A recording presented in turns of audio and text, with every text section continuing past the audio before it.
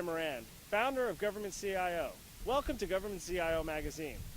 Hi, this is Hillary Wax with Government CIO Magazine. Today we will be interviewing the Acting Assistant Secretary for the Office of Information and Technology at Veterans Affairs, Steph Warren.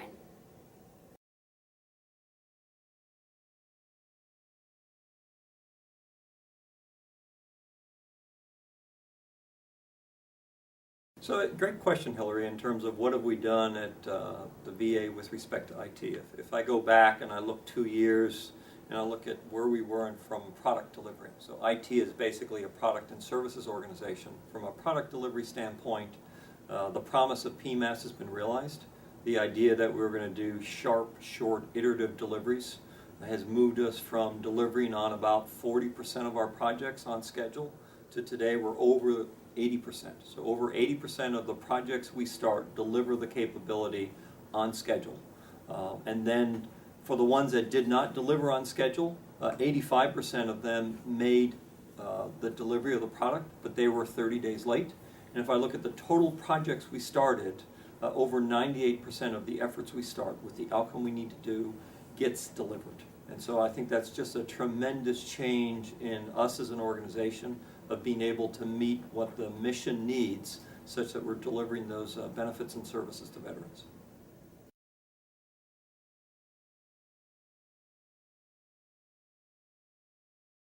So this move to an agile iterative approach, this term we're using, PMAS, what has it done to us in terms of as an organization? We are more responsive to what our customer needs. We're more responsive to what our client, the veteran, needs. The fact that we're able to quickly move out on projects, the fact that we're able to deliver them, we've actually tripled the capacity in terms of the amount of work, the amount of customer-facing functionality we're delivering to the mission side and that they're using to support our veterans. And that's allowed us to do more. It's allowed us to be more efficient and effective with the resources we've been given, and it's allowed the organization to move a lot faster to some of the outcomes that we need in terms of making sure our veterans receive those benefits and services. And I'll tell you, an IT organization is a product and services company, and it has a layer of customer service around it. We've done a tremendous amount of work in the last 3-4 years to figure out how do we do product delivery, to the point of we're delivering products, and I can talk about greater than 80% on schedule, 85% within 30 days, 98% delivered ultimately once we've worked our way all the way through. But as a result of doing that, as a result of moving that flywheel, if you will, in terms of products, we've impacted how we do services. So we've changed the way we do contracting. So we now contract by increments. So we align the contract vehicle not up with the calendar, but with the outcome. We've looked at the way that we staff the organization, and we put a competency model in place such that we build project teams on the fly based upon what the increment needs. So we build teams, we break down teams, and while we're doing that, we're making sure the members of the team, the employees, are getting the training and the support they need to continue to mature as individuals.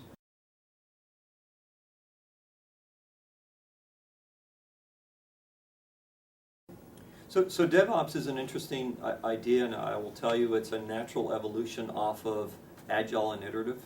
So Agile and Iterative means move things faster and cut them into smaller pieces. DevOps is tying that operations organization into the development organization. So you maintain this seamless connection from building new capability and delivering new capability into operating at the same time. So you have this integrated team that is focused on catching it as it comes out and then running it without a break. We've applied that methodology to all of the systems necessary to support eliminating the backlog, from the receipt of the claim or the request from the veteran electronically, through the VBMS system, which is used for capturing and presenting it in an e-folder, to the decision, and then it's flowing into legacy systems to actually make the payment. So the idea of one team is actually looking at it from building it, through deploying it, and then operating it.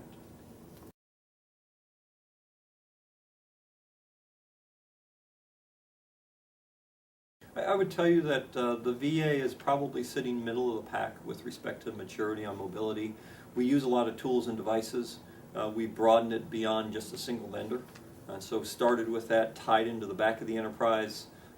We bought a mobile device manager, which allows us to manage multiple devices, and so we are carrying support for iProducts, for Android products, for BlackBerries and others, to make sure they actually can knit up to the infrastructure and that we can manage them, such that as we used to do with BlackBerries, when somebody lost one, we're able to turn it into a brick very quickly.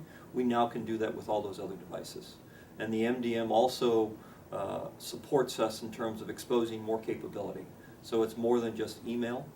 It's how do we bring mission capability into that device while protecting the data, which is a key concern for us, is making sure that veterans' information is safeguarded and is receiving the same level of care and concern that the veteran receives from us.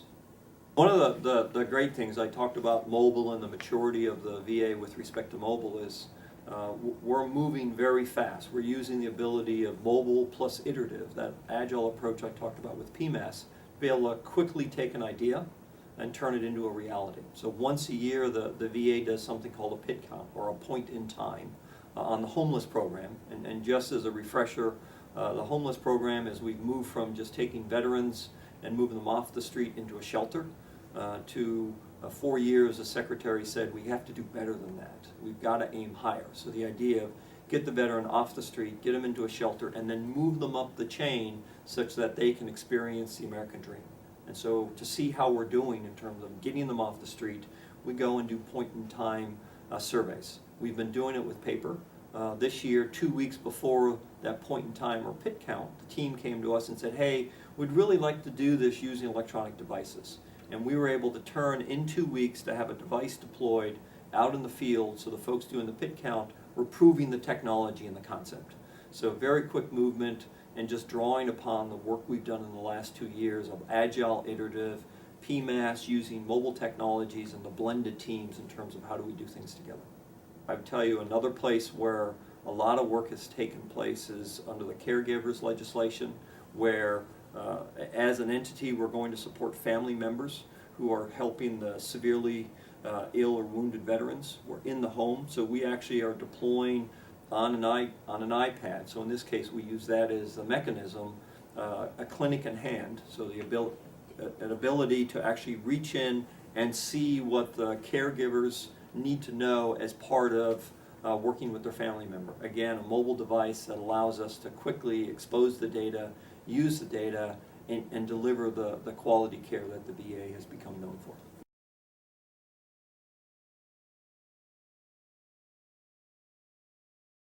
So cloud strategy is an interesting thing that we as a federal government, not just the VA, but the larger federal government is dealing with.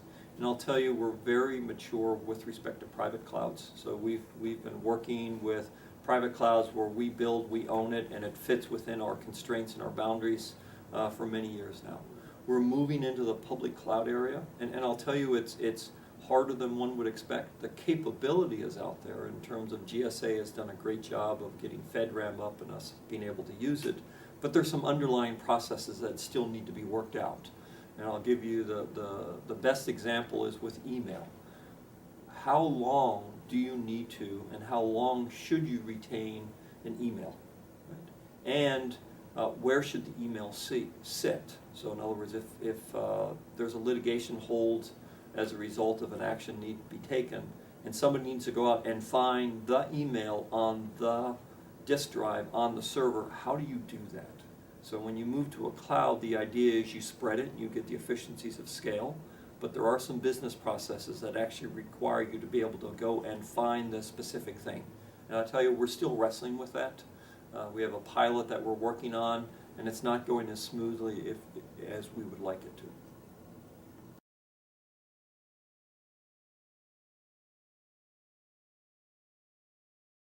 I'll tell you the stats, the OMB stats allows us to continue our effort of transparency, of making sure that we're able to communicate progress and performance.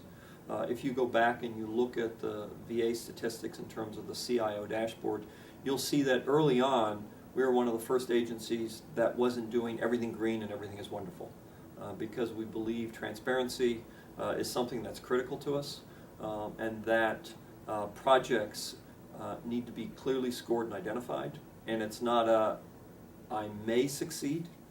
We've set a standard that says if you do not have an 80% confidence that you will deliver on a commitment, you throw the flag and we work it through. So very early on, we identify where there's an issue and we score it that way and we communicate it.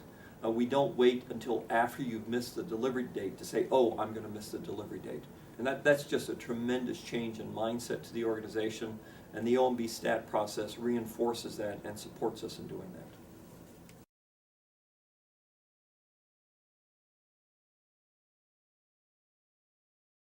I will tell you the piece, and it's a learning aspect of it is, as a leader, there's probably a handful of things that you can personally take charge and control of.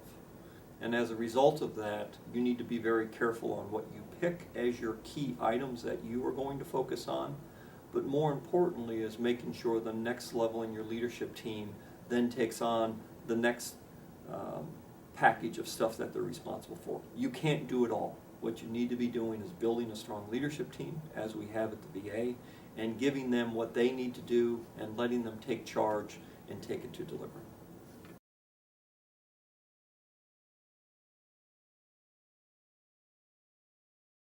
So one of the great things that we've been working on for the last couple of years in supporting eliminating the backlog is rolling out the benefit system, or VBMS. It is one component of about an 88 set of systems that support that effort. In the last 2 years, we've rolled out 24 packages, so into production, into use. We are now sitting at 46 locations, 46 of the 54 regional offices. They have the system, they are using it every day. They are seeing tremendous impact and performance improvement as they're using this tool. And they're applying that tool to the people changes in terms of the training, getting them the skill sets and the tools they need to succeed, as well as the process changes that the department has laid out. So we're an integral part of that effort to make sure that we eliminate the backlog, because we as an organization are very aware of any veteran waiting for a benefit is unreasonable, and we're all focused on making that happen. And again, as part of our work on VBMS, we're supporting the benefits organization to bring the tools in place that allows their employees to move those claims through using those new processes and get to the commitment that the Secretary's made.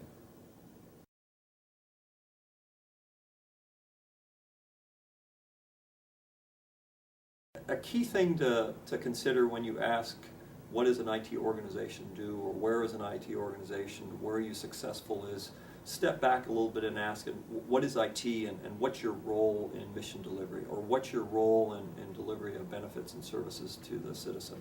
We've looked at how we do that PMAS process, the delivery process, and it used to be 94 things that people needed to do, and we went through it, we reduced it down to 27, because it's more than just do you follow the process, it's do you efficiently and effectively deliver those products.